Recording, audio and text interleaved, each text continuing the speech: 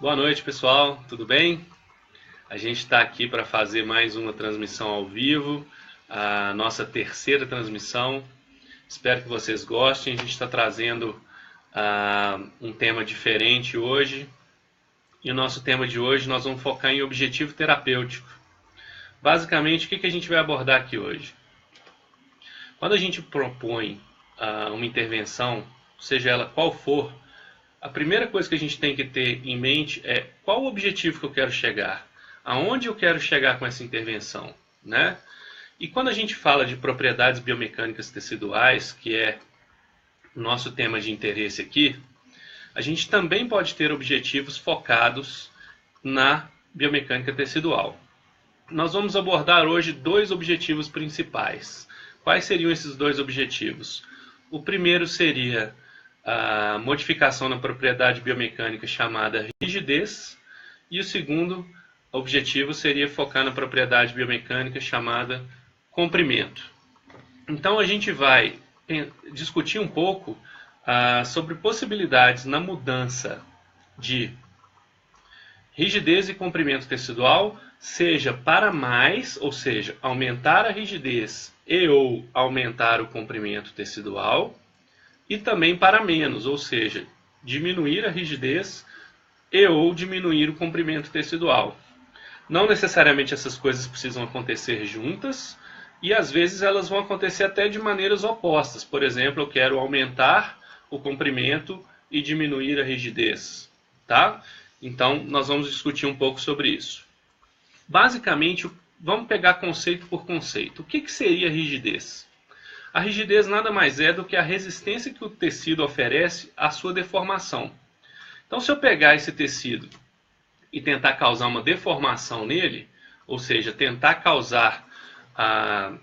tirar ele do seu estado normal e mudar a sua forma, esse tecido, como os nossos tecidos têm uma característica chamada viscoelástica, ou seja, eles têm uma certa elasticidade, eles têm uma certa capacidade de resistir à deformação, o nosso tecido, então, ele vai oferecer essa resistência à deformação, ou seja, ele vai resistir, ele não vai querer deixar que você cause essa deformação nele.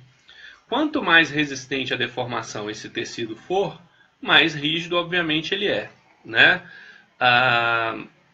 Por exemplo, se eu pego um elástico qualquer, e esse elástico ele tem uma certa rigidez, quanto mais rígido ele for, mais duro vai ser para eu tentar fazer uma deformação nesse material, né? E a gente consegue, de alguma forma, intervir no tecido para aumentar ou diminuir a rigidez dele, né? Basicamente, uma das coisas que está associada à rigidez tecidual é a chamada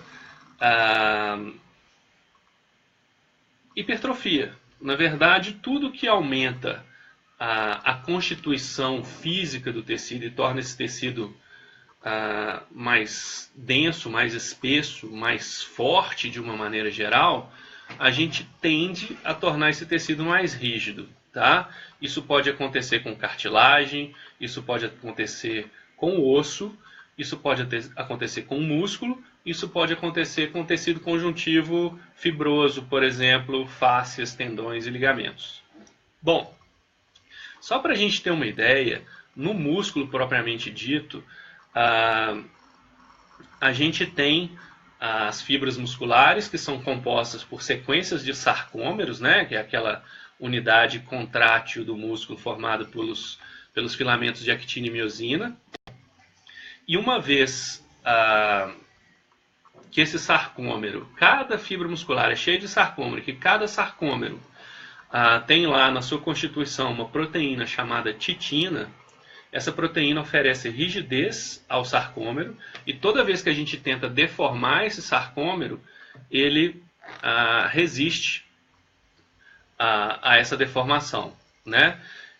Então, qualquer forma que a gente tenha de aumentar a quantidade de sarcômeros no músculo vai aumentar a rigidez muscular. Por exemplo, um principal mecanismo da gente aumentar a quantidade de sarcômeros pelo músculo, acho que todo mundo aqui já sabe, né? A hipertrofia, que inclusive foi um tema de um post da semana passada. Toda vez que a gente aumenta a quantidade de sarcômeros, a gente causa um processo de hipertrofia, e o processo de hipertrofia aumenta a rigidez. Tá? O oposto também não deixa de ser verdade. Toda vez que eu diminuo a quantidade de sarcômeros, eu também diminuo a rigidez muscular. Né? Lembrando também que o tecido conjuntivo também pode ser fonte de aumento ou diminuição de rigidez, e inclusive o tecido facial, ele responde também à carga de estresse aplicada a ele. A face ela pode se tornar mais espessa, consequentemente mais rígida. Se a gente parar para pensar, onde a face recebe mais carga de tensão é onde chegam grandes músculos nela, né? E se a gente pensar duas regiões no nosso corpo que tem duas faces muito espessas, são a região da banda iliotibial. O trato iliotibial nada mais é do que um espessamento de fáscia, e também a fáscia tóraco-lombar. A fáscia tóraco-lombar na região lombar também é uma área de uma fáscia bastante espessa. E o que essas duas áreas têm em comum? Para começar, tem um músculo que se insere nas duas, né? O glúteo máximo, que é o maior músculo que a gente tem no corpo humano. Né? O glúteo máximo ele insere tanto no trato iliotibial quanto na fáscia tóraco-lombar. E essa inserção dele faz com que a fáscia responda, aumentando a sua rigidez para que ela consiga transmitir força para outros tecidos adjacentes. Tá bom? Bom, saindo um pouco da rigidez, a gente vai passar um pouco para o comprimento. O comprimento nada mais é do que o tamanho daquele tecido. Tá? Qualquer tecido também pode modificar o seu tamanho, o seu comprimento, de acordo com o estresse que ele recebe. Né? Talvez a forma mais fácil de a gente perceber isso seja o músculo. Né? O músculo esquelético ele também responde com aumento de comprimento ou diminuição de comprimento. E uma forma da gente pensar também no sentido mais, como posso dizer, microscópico da coisa, seria a questão do sarcômero também. O músculo ele tem sarcômeros, que compõem a fibra muscular, e a partir do momento que esses sarcômeros são estimulados de uma forma específica, eles podem se depositar em série. Ou seja, eu já não estou falando de hipertrofia, que é um aumento da quantidade de sarcômeros em paralelo, ou seja, da espessura do músculo. Eu estou falando da adição de sarcômeros agora em série, ou seja, em linha, em continuidade linear. Isso significa que esse músculo vai aumentar ou diminuir de comprimentos se eu adicionar ou se eu subtrair sarcômeros em série. Existem também intervenções que a gente pode aplicar que possam afetar a síntese de sarcômeros ou a reabsorção de sarcômeros em série no músculo. Tá? Tanto essas intervenções para aumento e diminuição de rigidez, quanto para aumento e diminuição de comprimento, vão ficar só um gostinho para vocês, para a gente discutir num outro momento. Quais seriam essas intervenções, como elas podem ser aplicadas, que tipo de efeito que elas podem vir a ter. Tá? Mas o que eu queria chamar a atenção especificamente no nosso bate-papo de hoje é que a flexibilidade e a amplitude de movimento, que são características que a gente avalia com mais, talvez com mais frequência, que sejam mais corriqueiras no nosso dia a dia profissional, elas são altamente dependentes dessas duas variáveis que a gente está discutindo, comprimento e rigidez. Né? Toda vez que eu aumento o comprimento tecidual, isso é muito claro, é muito fácil de visualizar que vai aumentar a amplitude de movimento ou aquilo que a gente entende clinicamente como flexibilidade. Mas também aquilo que a gente entende como rigidez também vai afetar essa propriedade. Afinal de contas, rigidez é a resistência que o tecido oferece à deformação. Às vezes ele tem um comprimento X, mas se ele for muito rígido, ele não sai muito daquele comprimento ali. Por outro lado, eu posso ter um tecido que ele tem um comprimento até pequeno, mas se ele tem pouca rigidez, ele cede, ele deforma. Né? Então, tanto o comprimento quanto a rigidez vão afetar aquilo que a gente entende como flexibilidade ou como amplitude de movimento.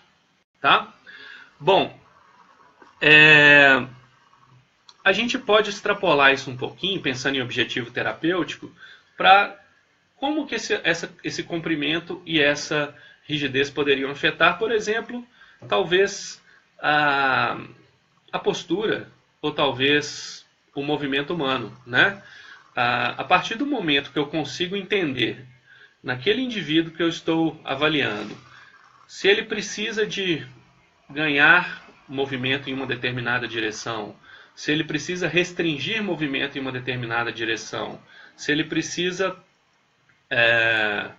talvez equilibrar melhor uma articulação, uma determinada parte do corpo num determinado sentido, muitas das vezes eu vou fazer o quê? Eu vou ajustar essa rigidez e esse comprimento de forma a equilibrar para que isso tracione no sentido ou na direção ou com a magnitude, com o tanto que eu espero que isso tracione, né? Então eu tenho essas ferramentas e eu gostaria, talvez num outro momento, de aprofundar com vocês a discussão de que tipo de instrumento, que tipo de ferramenta e como que a gente pode fazer para afetar essas propriedades que a gente está discutindo, tá? Mas isso vai ficar para uma outra conversa. Espero que vocês tenham gostado desse primeiro bate-papo. Um grande abraço e até a próxima. Valeu!